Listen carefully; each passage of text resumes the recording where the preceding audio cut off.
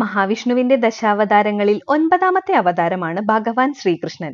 മഹാഭാരതത്തിൽ പ്രധാനിയായ ശ്രീകൃഷ്ണൻ മഹാവിഷ്ണുവിന്റെ പൂർണ്ണ അവതാരമാണ്. ഭൂമിദേവിയുടെ അഭ്യർത്ഥന പ്രകാരം ലോകത്തെ ശുദ്ധീകരിച്ച് ധർമ്മം പുനഃസ്ഥാപിക്കാനാണ് മഹാവിഷ്ണു കൃഷ്ണനായി അവതാരമെടുത്തത്. ഹൈന്ദവ വിശ്വാസപ്രകാരം ഭഗവാൻ കൃഷ്ണൻ പല രൂപങ്ങളിലും ഭാവങ്ങളിലും കാണപ്പെടുന്നു.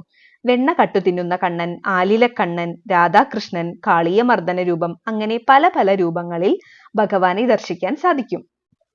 ഭവനത്തിൽ ഇങ്ങനെ ഓരോ രൂപത്തിലുള്ള കൃഷ്ണന്റെ ചിത്രങ്ങളും വിഗ്രഹങ്ങളും സ്ഥാപിക്കുന്നതിന് ഓരോ ഫലങ്ങളാണ് ഉള്ളത്. വെണ്ണ കട്ട് തിന്നുന്ന കണ്ണന്റെ ചിത്രം ഭവനത്തിൽ സന്താന സൗഭാഗ്യം കൊണ്ടുവരും. ആലിലക്കണ്ണൻ സന്താന അരിഷ്ടത നീക്കാൻ സഹായിക്കുന്നു. അകിട്ടിൽ നിന്നും പാൽ കുടിക്കുന്ന കണ്ണന്റെ ചിത്രങ്ങൾ സന്താനങ്ങളുടെ ആരോഗ്യം വർദ്ധിപ്പിക്കും. ഓടക്കുഴലൂതുന്ന കണ്ണൻ കലഹങ്ങൾ ഇല്ലാതാക്കുകയും കുടുംബ ഐക്യം വർദ്ധിപ്പിക്കുകയും ചെയ്യുന്നു.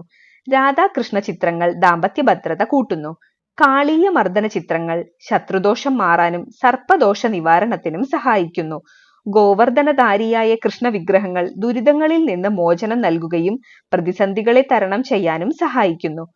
രുക്മിണി സ്വയംവര ചിത്രങ്ങൾ മംഗല്യഭാഗ്യത്തിന് സഹായിക്കുന്നു. കുചേല കൃഷ്ണ ചിത്രങ്ങൾ ദാരിദ്ര്യം അകലാനും വ്രണമുക്തിക്കും സുഹൃത്ത് ബന്ധങ്ങൾ നിലനിർത്താനും സഹായിക്കുന്നു. പാർത്ഥസാരഥി ജ്ഞാന പുരോഗതിക്കും ശത്രു സംഹാരത്തിനും സഹായിക്കുന്നു. ഗുരുവായൂരപ്പന്റെ ചിത്രങ്ങൾ വീടുകളിൽ സർവ്വ ഐശ്വര്യങ്ങളും കൊണ്ടുവരും. സുദർശന രൂപം ശത്രു നിഗ്രഹണത്തിന് സഹായിക്കുന്നു. ലക്ഷ്മി നാരായണ രൂപം കുടുംബ ഐശ്വര്യത്തിനും കുടുംബത്തിൽ സന്തോഷം നിലനിർത്താനും സഹായിക്കുന്നു. ഇതൊക്കെയാണ് ഓരോ ശ്രീകൃഷ്ണ ചിത്രങ്ങൾ വീട്ടിൽ വെച്ചാൽ നമുക്ക് ലഭിക്കുന്ന ഓരോ ഫലങ്ങൾ.